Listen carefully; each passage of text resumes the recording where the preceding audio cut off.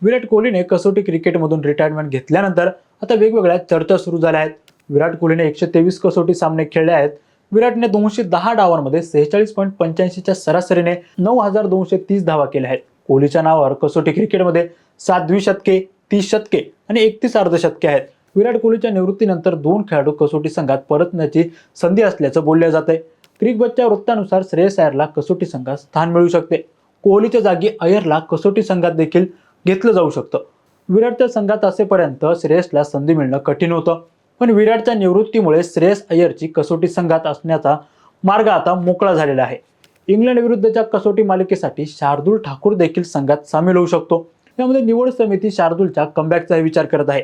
क्रिकबजच्या अहवालानुसार वेगवान गोलंदाज असलेला शार्दूल ठाकूर भारतीय संघाचा भाग बनण्यास तयार आहे. शार्दूलनं 12 ऑक्टोबर 2018ला हैदराबाद इथं वेस्ट इंडिज विरुद्धच्या सामन्यामध्ये आपलं कसोटी पदार्पण केलं होतं. शार्दूलने आतापर्यंत भारतासाठी एकूण 11 कसोटी सामने खेळले असून 31 विकेट घेण्याव्यतिरिक्त तिने 331 धावा देखील केल्या आहेत. शार्दूलने डिसेंबर 2023 मध्ये दक्षिण आफ्रिकेविरुद्ध भारतासाठी शेवटचा कसोटी सामना खेळला होता. ही माहिती तुम्हाला कशी वाटली कमेंट करून नक्की कळवा आणि आमच्या चॅनल इन्फॉरीला लाईक, सबस्क्राईब आणि शेअर करायला विसरू नका.